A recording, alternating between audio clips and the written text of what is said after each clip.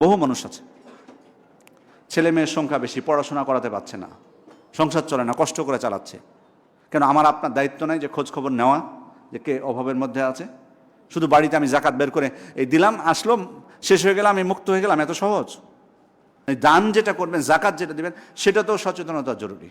কোথায় যাচ্ছে? আপনার মন্তর থেকে আপনি বেশি স্বস্তি পাবেন যে একজন মানুষ আপনার দ্বারা একটা বিপদ থেকে রক্ষা পেল, বা একটা পরিবার স্বস্তির সাথে তার মেয়েটাকে পড়াতে পারছে বা ছেলেটাকে পড়াতে পারছে। কোথায় কি ভিক্ষুক আসছে না আসছে, ওগুলোকে দিয়ে মনে করেন দান, বিশাল দান করে ফেলেছি। না, আবার আপনাকে খুঁজতে হবে। জাকাতুল ফিতর নেয় না, অনেকে বলে না চাল নিতে চায় না। নিবে না মানে? কোথায় আছে? বাংলাদেশে বসবাস করছি, চাল নেবে না মানে? দিয়ে আমরা শেষ করতে পারি না, আর আপনি বলেন নেয় না। কোথায় নেবে না? গরিব যদি হয় নেবে। যে আপনি যখন টাকা চালু করেছেন চালের পরিবর্তে, তখন দরিদ্র ছাড়া অন্যরা এসে সুযোগ নিয়েছে। লজ্জা নাই, লজ্জা পায় না। তো যার অভাব আছে অত লজ্জা লাগবে না, আসবে আপনার কাছে। অথবা আসতে হবে কেন? জাকাতুল ফিতরে কি আসতে হবে যে আপনি বাড়িতে বসে থাকবেন আর আপনার কাছ থেকে নিয়ে যাবে? দেওয়ার কথা বলা হয়েছে। আপনি প্রয়োজনে খোঁজ করবেন যে কার অভাব, খেতে পাচ্ছে না, চাইছে না কিন্তু খেতে পাচ্ছে না, এগুলোকে তো আগে খোঁজা উচিত। আপনি যেখানে আপনার প্রথমে আত্মীয় স্বজনের মধ্যে খুঁজবেন। অনেক মানুষ আছে মাশাআল্লাহ বাইরে দান করে কিন্তু নিজের আত্মীয় স্বজনের খোঁজ খবর নাই। জাকাত বের হয় লক্ষ লক্ষ টাকা, সংস্থাকে দিয়ে দিচ্ছে বিতরণ। হ্যাঁ, বিশ্বস্ত সংস্থা হলে আপনি বিতরণ করতে দিতে পারেন, কিন্তু আপনার আত্মীয় স্বজনের মধ্যে আগে দেখবেন না? এটা তো আগে দেখা উচিত যে আমার আত্মীয় স্বজনের মধ্যে। কারণ আত্মীয় স্বজনকে জাকাত দেওয়া, জাকাতের যেমন আপনি সব পেয়ে যাবেন, সাথে আত্মীয়তার সম্পর্ক রক্ষা করার যেটা সব, সেটাও পেয়ে যাচ্ছেন। এটা আল্লাহ রাসূল সাল্লাল্লাহু আলাইহি ওয়াসাল্লাম উৎসাহ দিয়েছেন। এই জন্য দানের ক্ষেত্রে, জাকাতের ক্ষেত্রে আমরা সতর্ক হই। ধূমপানরত কোনো মুসলিমকে সালাম দেওয়া বা উত্তর দেওয়া যাবে কিনা? যদি আপনি না দেন, উত্তর দিয়ে দিবেন, কিন্তু যদি ওকে না দেন, যে ওর একটা শিক্ষা হতে পারে, নাও দিতে পারেন, অসুবিধা নেই। আসলে তো রুচি হয় না দিতে। ঘরে ফজরের সুন্নাত পড়ার পর মসজিদে গিয়ে আবার 2 রাকাত পড়তে হবে কি? যে বসবেন না, যদি যে দেখেন যে সময় আছে, বাড়িতে পড়ে নিলেন সুন্নাতটা। বাড়িতে পুরুষদের জন্য সুন্নাত পড়াটা উত্তম, আল্লাহ রাসূল সাল্লাল্লাহু আলাইহি ওয়াসাল্লাম পড়তে বলেছেন। কিন্তু মসজিদে যে দেখেন যে সময় আছে, তো সেখানে দাঁড়িয়ে থাকবেন না বা বসে যাবেন না। 2 রাকাত সালাত পড়ে ওটা তাহিয়াতুল মসজিদ হিসেবে পড়ে আপনি বসে যাবেন। ও,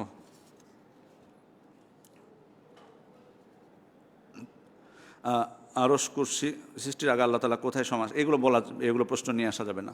যে তার আগে কোথায় ছিলেন, কিভাবে উঠলেন, তার আগে এগুলো প্রশ্ন নিয়ে আসা যাবে না। যেটা কোরআনে এসছে সেটাই আমাদেরকে বিশ্বাস করতে হবে। যেগুলো আসেনি ওই বিষয়ে অতিরিক্ত গায়েবী বিষয়ে প্রশ্ন চলবে না।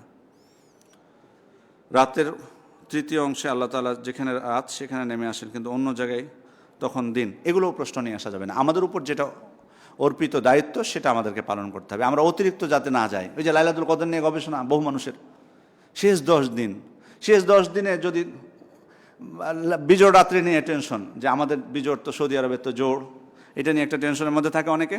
আবার যদি বলি যে ঠিক আছে আপনার মনে হলে 10 দিনই করেন, তখন প্রশ্ন করে সৌদি আরবে তো আগে শুরু হয় 10 দিন।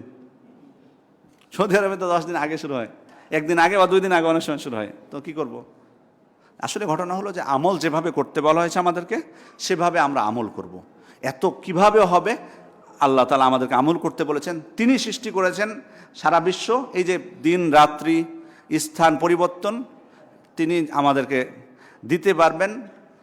এটা তার সব কিছু তার সাধ্যের মধ্যে, সব কিছু তার সাধ্যের মধ্যে। আমাদের অনেক বিষয় আছে যেটা আমাদের জ্ঞানের বাইরে হতে পারে। ওই জন্য আমাদের উপর অর্পিত দায়িত্ব হচ্ছে কি? আমল করা। কিভাবে দিবেন আল্লাহ তাআলা জানেন, তিনি কিভাবে দিবেন।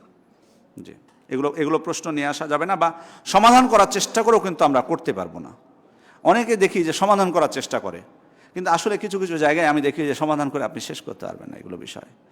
এই জন্য আল্লাহ তাআলার উপর আমাদের আশা রাখতে হবে যে আমরা যদি আমল করি তিনি আমাদেরকে প্রদান করবেন, ব্যাস এটুকু যথেষ্ট। সিয়াম ব্যতীত সকল ইবাদতই তার নিজের জন্য, কিন্তু রোজা আমার জন্য, আমি এর প্রতিদান দেবো। কিন্তু কোরআনে আল্লাহ নবীকে শিক্ষা দিয়েছেন যে তুমি বলো আমার সালাত, রোজা, কুরবানি সহ সব কিছু আমার জন্য। তাহলে এই সকল হাদিস মানা বা বিশ্বাস করা শিরক নয় কি? না, আসলে হাদিসে এটা বোঝানো হয়নি। কুল্লু আমাল ইবনে আদম লাহু ইল্লা সিয়াম ফাইন্নাহু লি ওয়া আনা আজজি বিহি। এই হাদিস সম্পর্কে উনি প্রশ্ন করেছেন যে বনু আদমের প্রত্যেক আমল তার, আল্লাহ তাআলা বলছেন যে বনু আদমের প্রত্যেক আমল তার জন্য, সিয়াম ব্যতীত, সিয়ামটা আমার জন্য এবং আমি এর প্রতিদান দিব। তো ওনার প্রশ্ন হলো যে আমাদের সব ইবাদত তো আল্লাহর জন্যই হতে হবে, তাহলে আল্লাহ তাআলা কেন বললেন যে তার সব আমল তার জন্য, শুধু সিয়াম আমার জন্য? তাহলে এটা শিরক না? এই হাদিসটা, এই হাদিস বিশ্বাস করা শিরক না?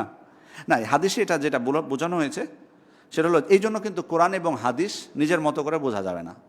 আমাদের সালাফরা কীভাবে বুঝেছেন সেদিকে আমাদেরকে ফিরে যেতে হবে। মূল উদ্দেশ্য হলো যে সাধারণত মানুষ অন্য অন্য আমলগুলো নিজের জন্য করতে পারে, কিন্তু সিয়াম এমন একটি ইবাদত যেটা নিজের জন্য সে করতে পারবে না, সম্পূর্ণ করতে পারবে না। যদি উদ্দেশ্য হয় তার শুধু মানে অন্য কোনো, আল্লাহ ছাড়া অন্য কোনো উদ্দেশ্য হয়, তার অন্য কোনো যদি উদ্দেশ্য থাকে পারবে না। খাঁটি এক ইবাদত যেটা একমাত্র আল্লাহ সন্তুষ্টির উদ্দেশ্যে রাখা সম্ভব। কারণ ঘরের মধ্যে ধরেন আপনি সিয়াম পালন করছেন, একবারে নির্জন, কেউ নয় আপনার বাসায়, বা বাসায় থাকলেও ফাঁকি দেওয়া সম্ভব না অন্যদের সদস্যদেরকে। আপনি এক গ্লাস পানি খেয়ে নিলেন, একটা খেজুর মুখে দিয়ে দিলেন, আপনার ওয়াইফ ঘুমাচ্ছে, আপনার বাচ্চা কাচ্চারা ঘুমাচ্ছে, দেখতে পাবে? তা আপনি তো সবাইকে দেখালেন যে আপনি সিয়াম আছেন, কিন্তু তবুও আপনি কিন্তু খেজুর খাচ্ছেন না বা পানি খাচ্ছেন না। কেন? আল্লাহ তাআলা দেখছেন। তো আপনি খেয়াল করবেন যে ওই জন্যই কিন্তু সিয়ামটা একমাত্র আল্লাহর সন্তুষ্টি ছাড়া সম্ভব না, অন্য কোনো উদ্দেশ্যে। অন্য সকল ইবাদতে মানে রিয়ার কারণে মানুষ করতে পারে, কিন্তু সিয়ামটা পারবে না। মানে খাঁটি যদি করতে চাই, রিয়া এখানেও রিয়া আছে, যেমন ইফতার করতে যায় দেখায়, বহু মানুষ আছে রিয়ার সুযোগ আছে, কিন্তু সিয়াম পরিপূর্ণভাবে করতে পারবে না। এই জন্য এই হাদিস সহিহ সূত্রে সাব্যস্ত হয়েছে, অসুবিধা নেই এই হাদিস মানতে, এটা শিরক না। বরং এটা তো আমরা যে কোনো ইবাদতের ক্ষেত্রে এটা প্রসিদ্ধ কায়দা। ইবাদতের ক্ষেত্রে যে ইবাদত একমাত্র হবে কার জন্য? আল্লাহর জন্য। প্রত্যেকটা ইবাদত হবে আল্লাহর সন্তুষ্টির উদ্দেশ্যে, এটা প্রথম বিষয়। দ্বিতীয় শর্ত হলো যে রাসূলুল্লাহ সাল্লাল্লাহু আলাইহি ওয়াসাল্লামের সুন্নাহ অনুযায়ী হতে হবে, নির্দেশনা অনুযায়ী হতে হবে। বিয়ের প্রথম রাতে স্বামী স্ত্রীর মাথায় হাত রেখে দোয়া পড়বে, স্ত্রী স্বামীর মাথায় হাত রেখে দোয়া করার বিধান নেই, তাহলে কি ক্ষতির আশঙ্কা শুধু স্ত্রীর কাছে আছে, স্বামীর কাছ থেকে কোনো ক্ষতির আশঙ্কা নেই? বিষয়টি বুঝে বলবেন। আপনার হাজব্যান্ড যদি মানে দোয়া পড়ে নেয়, তাহলে ইনশাল্লাহ তার পক্ষ থেকেও থাকবে না কোনো ক্ষতির আশা, ইনশাল্লাহ। এগুলো প্রশ্ন নিয়ে আসা যাবে না। কোনো আমল সাব্যস্ত হলে আল্লাহ রাসূল সাল্লাল্লাহু আলাইহি ওয়াসাল্লাম থেকে এগুলো মনে করা যাবে না যে মানে মেয়েদের জন্য কেন এটা দেওয়া হলো না, বা কেন এমনটা হলো। এগুলো এগুলো এগুলো এত গবেষণায় যাওয়ার কোনো প্রয়োজন নেই, বরং আপনি যেভাবে ইসলাম আমাদেরকে নির্দেশ দিয়েছে, আমল করতে বলেছে, সেভাবে করতে হবে। এটুক বিশ্বাস রাখতে হবে যে আল্লাহ কারো উপর কোনো জুলুম করেননি। ইন্নাল্লাহা লাইসা বিযাল্লামিন লিল আবিদ। এই বিশ্বাসটুকু রাখতে হবে। আল্লাহ তাআলার প্রতি সুধারণা রাখতে হবে, ইসলামের প্রতি সুধারণা আমাদেরকে রাখতে হবে। কখনো যাতে মনে না হয় যে ছেলেদেরকে প্রায়োরিটি দেওয়া হয়েছে, এটা যেন কখনোই না মনে হয়। আল্লাহ রাসূল সাল্লাল্লাহু আলাইহি ওয়াসাল্লামের কোনো স্ত্রী বা তার মেয়ে বা কোনো মহিলা সাহাবী তো এই আপত্তি করেননি, আমরা কেন করতে যাব? যেটা আমল করতে বলা হয়েছে করবে। তবে আপনি আল্লাহ তাআলার কাছে প্রার্থনা করতে পারেন আপনার স্বামীর অনিষ্ট থেকে, যাতে আল্লাহ আপনাকে রক্ষা করতে পারে আমভাবে, কিন্তু যেখানে যেটা আমল আছে সেভাবে সেটা করবেন।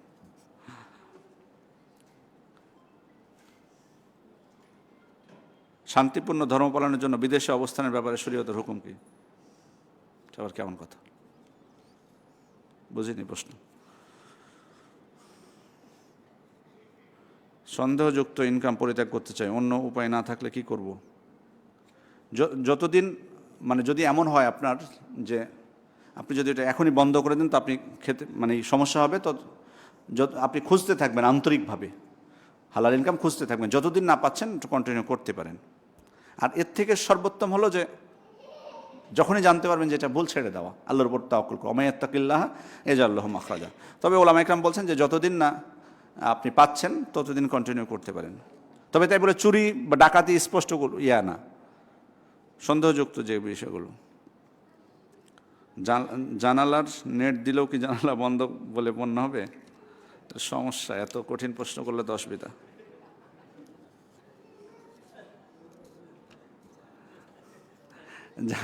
জানালার শয়তান আসতে পারবে না জানালার নেট থাকলে?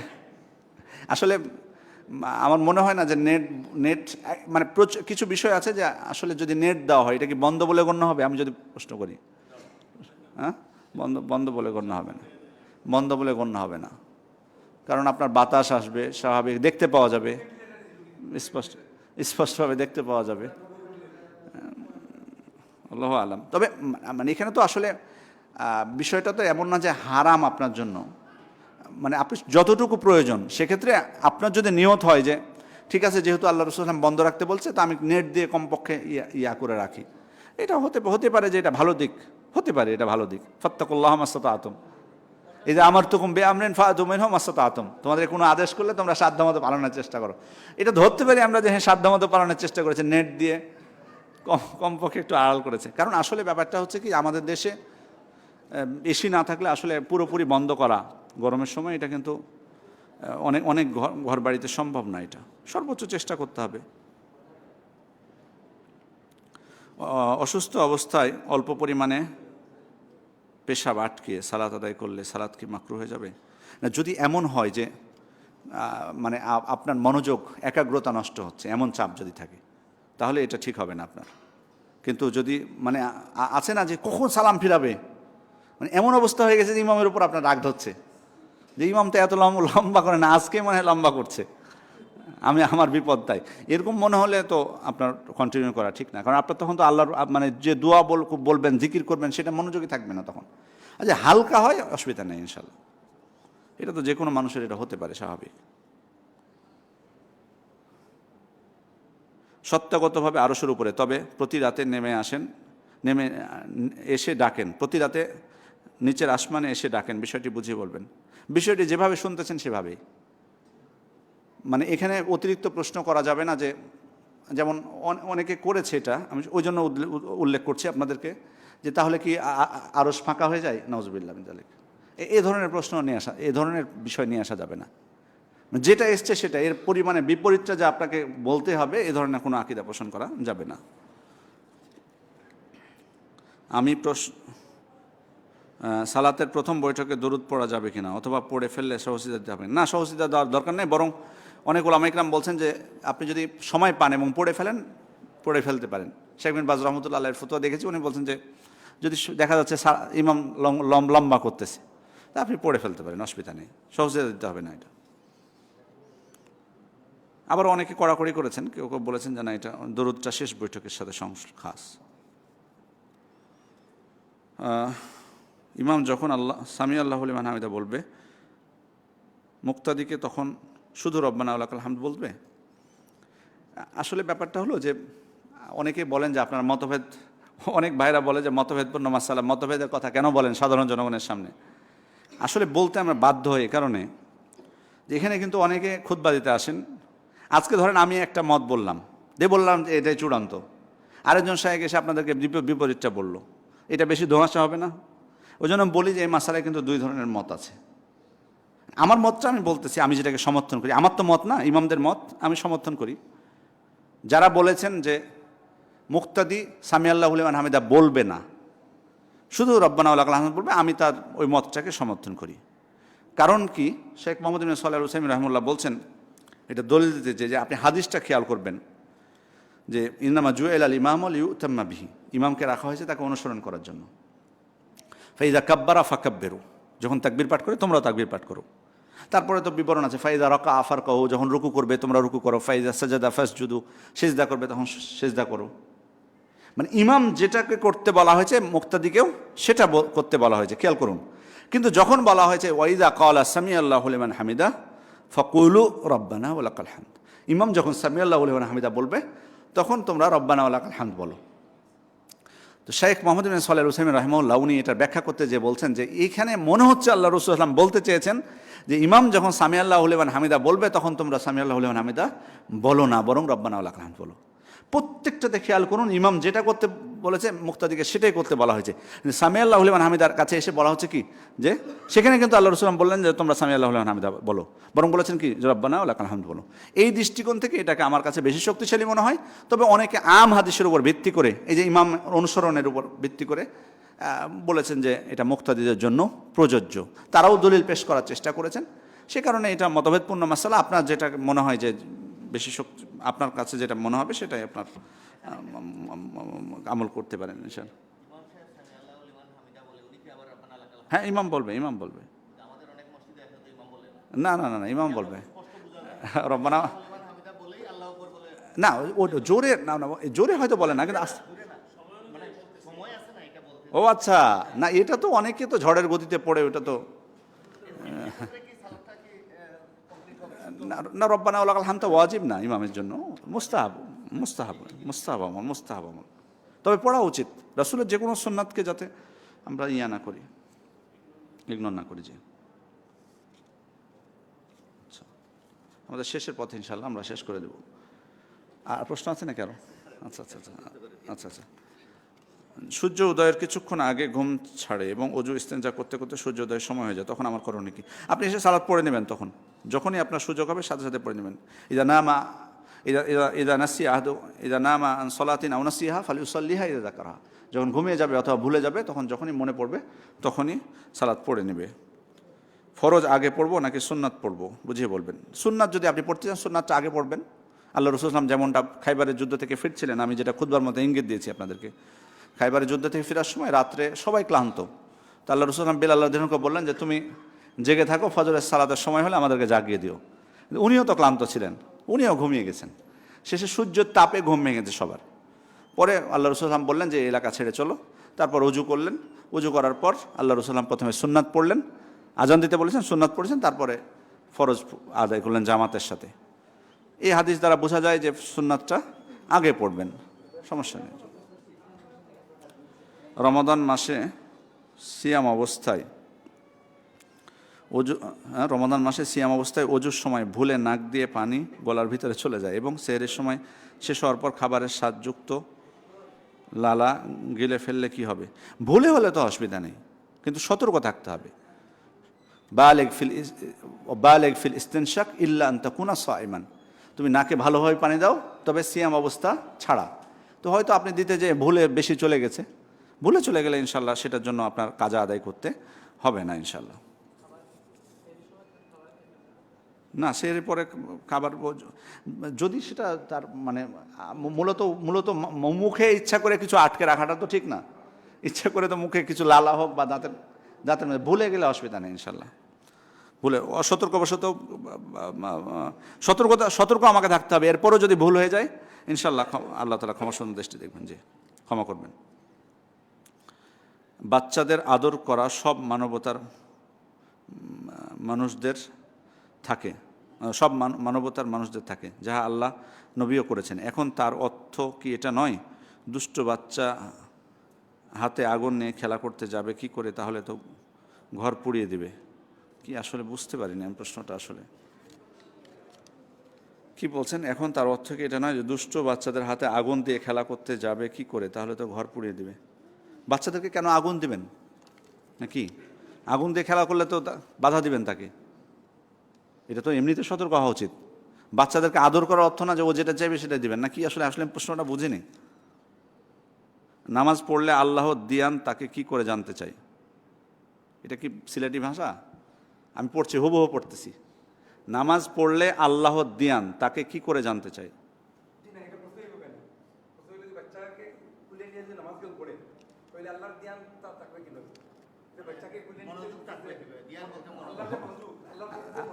আচ্ছা আচ্ছা আচ্ছা আচ্ছা আচ্ছা। যদি আসলে ব্যাপারটা হচ্ছে যে বিশেষ করে যদি আপনি বাধ্য হন তখন এটা করবেন, যখন বাধ্য হন তখন করবেন, কারণ আল্লাহ রাসূল সাল্লাল্লাহু আলাইহি ওয়াসাল্লাম করেছেন। বাধ্য হলে এটা করবেন, ঠিক আছে? যদি বাধ্য হন শখ করে, বা যদি আপনার এমন হয় যে আপনার মনোযোগে বিঘ্ন ঘটছে, তখন করবেন না এটা। যদি বাধ্য হন যে আসলে কোনো পরিস্থিতি পাচ্ছেন না বাচ্চাকে রাখার, বরং রেখে আসলে আরও অবস্থা খারাপ করবে বা কিছু, তখন আপনি নেবেন, তখন জায়েজ আছে, তখন এটা। জি। আর আগেরটা আগুন নিয়ে, জি জি, না এটা তো খুব খারাপ। না, এগুলো মারাত্মক বিষয়। আদর করার অর্থ তো এটা না যে আপনি যা চাইবে তাই দিয়ে দেবেন। এটা জীবন না, এগুলো তো কোনো কথা নেই বাচ্চাদের। আপনি না না না না, এটা তো কোনো কথা না। বাচ্চাদের বিষয়ে তো সর্বোচ্চ সতর্কতা। বাড়িতে বিদ্যুতের লাইনের ক্ষেত্রে বিশেষ করে এখন আমাদের মধ্যে অনেক শিথিলতা দেখি। বিদ্যুতের লাইনের ক্ষেত্রে আপনি সর্বোচ্চ চেষ্টা করবেন সতর্ক থাকার জন্য। এটা তো বাচ্চাকে আদর করলেই তো বরং আরও সতর্ক হওয়া উচিত। যদি বাচ্চার প্রতি আমার ভালোবাসা থাকে তাতে আমি আরও বেশি সতর্ক থাকবো। এগুলো কেন হাতে দিব? সেফটির জন্য। পবিত্র আল কোরআন স্বীয় ভাষায় বুঝে অনুবাদ পড়াতে কোনো কল্যাণ আছে কি? অবশ্যই কল্যাণ আছে। মানে উনি অনুবাদের কথা শুধু মনে হয় বলছেন। শুধু অনুবাদের কথা যদি বলেন তাহলে আপনি নিজের মতো করে বুঝবেন না। এই জন্য উচিত হচ্ছে তাফসির সহকারে পড়া, সংক্ষিপ্ত তাফসির হলেও সেটা সহকারে পড়াটাই উচিত। যেগুলো আসলে ব্যাপার হলো যেগুলো স্পষ্ট সেগুলো তো কোনো অসুবিধা নেই, কিন্তু কিছু আয়াত হয়তো আপনি দেখলেন আপনার নিজের মতো করে বুঝে নিলেন, এই জন্য তাফসির সহ পড়াটাই সব থেকে ভালো। সংক্ষিপ্ত তাফসির হলে সেটা সহ পড়া উচিত। আচ্ছা, আমরা শেষ করেছি আলহামদুলিল্লাহ। আমরা যা আমাদের যদি ভুল হয়ে থাকে আল্লাহ আমাদেরকে ক্ষমা করুন, আর যা শিখেছি সে অনুযায়ী আমরা আমল করার তৌফিক দান করুন। জি, আমরা কিছু মুসল্লি বাইরে থেকে সুস্থ শরীরে আসেন মসজিদে, এসে আমরা সবের মাঝখানে চেয়ার নিয়ে দাঁড়াই। এই ক্ষেত্রে অনেক সময় পাশের মসজিদের পয়সার বা মিলানো যায় না। আর আসলে কি চেয়ারে বসে সালাত আদায় করা? আসলে ব্যাপারটা হলো যে সুস্থ বলতে অনেক সময় হাঁটা চলা করতে পারেন এরকম ব্যক্তি অনেক আছে, কিন্তু পায়ের সমস্যা আছে, এটা ভালো ধারণা আমরা রাখি। হ্যাঁ, তবে আপনি যেটা বলেন অপব্যবহার আছে আমাদের সমাজে, চেয়ারের অপব্যবহার আছে, আমরা এটা অস্বীকার করছি না। বাট হেঁটে চলাফেরা করতে পারলেই যে সিজদায় বা তাশাহুদে বসা সম্ভব হবে এটাও কিন্তু না। ঠিক আছে, ধরেন আমি হাঁটতে পারছি কিন্তু অনেকের হাঁটুর সমস্যা আছে, তাশাহুদে বসতে পারে না বা সিজদায় করতে পারে না, সমস্যা আছে। একান্ত যদি থাকে চেয়ারে বসতে অসুবিধা নেই, তবে উনি চেষ্টা করবেন সর্বোচ্চ মানে নিচে বসে, চেয়ার ছাড়া বসে যদি পারে। আর যদি না পারে, হাঁটুর সমস্যার কারণে হয়, তাহলে তো এমনি বসতে পারবে না, সেক্ষেত্রে তাকে সুযোগ দিতে হবে। আর এই ক্ষেত্রে আপনি যেটা বলছেন যে মানে পায়ে পা ভিড়ানো বা কাতারটা একজনের সাথে আরেকজনের যেটা লেগে থাকা সেটা হচ্ছে না, সেটা কিন্তু একজন মানুষ বসে সালাত আদায় করলেও কিন্তু হবে না। এই জন্য সর্বোচ্চ চেষ্টা করতে হবে লেগে থাকা যতটুকু করা যায়। কিন্তু কি করবেন আপনি, মানে যদি বাস্তবে অসুস্থ হয় প্রয়োজনে তাদেরকে এক সাইডে দিবেন, কিন্তু এটার অর্থ এটা না যে কাতার ফাঁকা রেখে সাইডে দেওয়া। মানে ওনারাই যদি নিজের থেকে সাইডে দাঁড়াতে পারে, আর যদি এক মাঝখানে আসে আমরা বলতে পারবো না, নিষেধ করতে পারবো না, এটা যদি বাস্তবে তার সমস্যা থাকে। মানে এখন আমরা কারো অন্তরের বিষয় কেউ যদি অপব্যবহার করে সেটা তার উপর, বাট কেউ ওজোর যদি ধরেন মানুষকে আমি বললাম যে আমার ওজোর আছে কিন্তু আসলে নাই, তা আল্লাহ তাআলার সাথে আমি প্রতারণা করলাম, এটা দায়ভার আমাকে বহন করতে হবে। জি, জাযাকুমুল্লাহ খাইর। জি,